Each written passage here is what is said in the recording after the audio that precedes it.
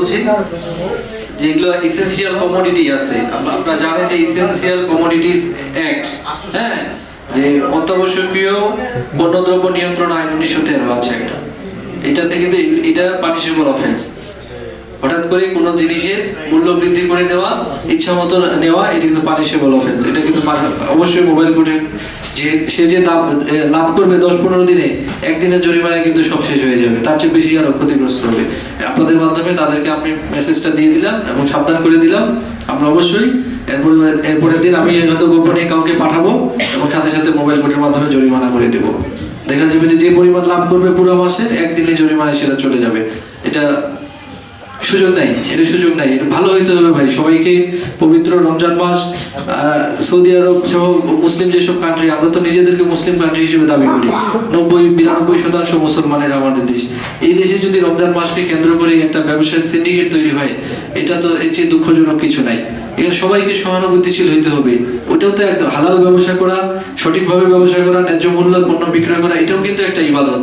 সারাদিন না খেয়ে থাকলাম, এটা একটা ইবাদত। আর আপনি কাউকে ঠকাইলেন, সারাদিন না খেয়ে থেকে, এই তো এই ইবাদতের তো কোনো মূল্য নাই।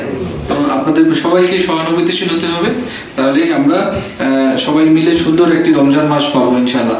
তো খাবার এবং যে আমরা যে মাগুর মাছ নিষিদ্ধ এবং পাঙ্গাস খাচ্ছি, যে বাচ্চারা কিন্তু এখন পাঙ্গাস, তেলাপিয়া বলেন, মুরগির ফার্ম, এগুলি কিন্তু তারা খাচ্ছে।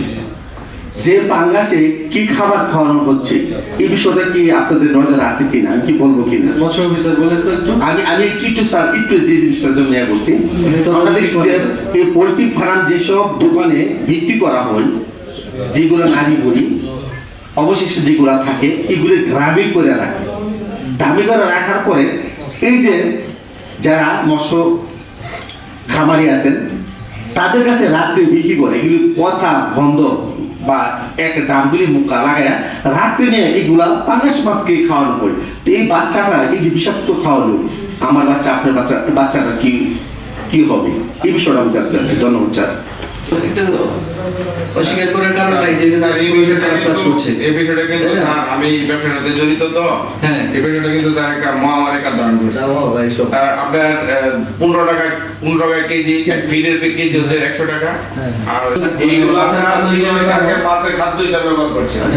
এবং কিছু সংখ্যক লোক এই কাজটা প্রতিদিন করছে, প্রতিনিয়ত করছে। এটা একটা স্যার তদারক, এটা স্যার জরুরি।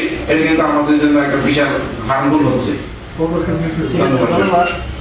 আসলে আপনারা আমাদেরকে অভিযোগ দিবেন, আর সুনির্দিষ্ট তথ্য প্রমাণ পেলে আমরা প্রয়োজনীয় ব্যবস্থা গ্রহণ করবো। মোবাইল কোর্ট করা বা অন্যান্য যা যা করার আগে আমরা করবো। হ্যাঁ, যদি তথ্য দিয়ে সহায়তা করেন তার বিষয়ে ব্যবস্থা নেবেন।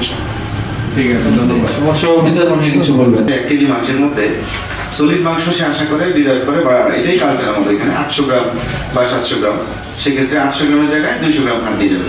বিষয়টা এরকম। কষাইরা কি করে, প্রথম মেজারমেন্টটা দেয় যে এই পাতিলটাতে রেখে, সেই পাতিলটা সহ তার মধ্যে, যে পাতিলটার ওজন হচ্ছে 200 গ্রাম, তাহলে সে 800 গ্রাম মানে 600 গ্রাম মাংস দিল, 200 গ্রাম হাঁটি দিল, পাতিল ওজন 200 গ্রাম, তাহলে 1 কেজি সে মিলাই দিল। মাংস দিতে গেল 800 গ্রাম, পরে কি করে, মেজারমেন্টটা দেওয়ার পরে ব্যাগে রাখার সময় সাথে আরো 200 গ্রাম তেল ঢুকে এটার মধ্যে, তাহলে ভোক্তা পাইলো 600 গ্রাম মাংস, বাদ বাকি সব হচ্ছে 400 গ্রাম নেয় মাইনাস। এই কাজটা অলমোস্ট রায়পুরাতে আমি 3-4টা বাজারে আমি দেখলাম এই কাজটা করে।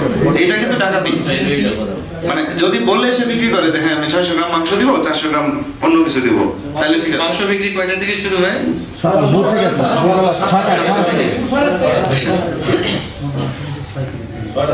এবং আরেকটা বিষয় হচ্ছে স্যার, আমি মাংস বিক্রি একটা বড় জায়গা হচ্ছে আমিরগঞ্জ, সেখানে তারা এই কাজটা সিন্ডিকেটের সাথে করে, এবং যদি কোনো ভোক্তা কোনো প্রশ্ন তোলে তারা একেবারে মারমুখী অবস্থান নেয়। এটা একদম চাকমা সমান দেখায়। ওরা এমনিতে উগ্র থাকে, হাতে অস্ত্র থাকে, ধারালো অস্ত্র থাকে, সাধারণ জনগণ কিন্তু ওদের সাথে তেমন একটা বাগবিতণ্ডা জড়াইতে চায়। বিভিন্ন মার্কেটের সম্মানিত ব্যবসায়ীবৃন্দ,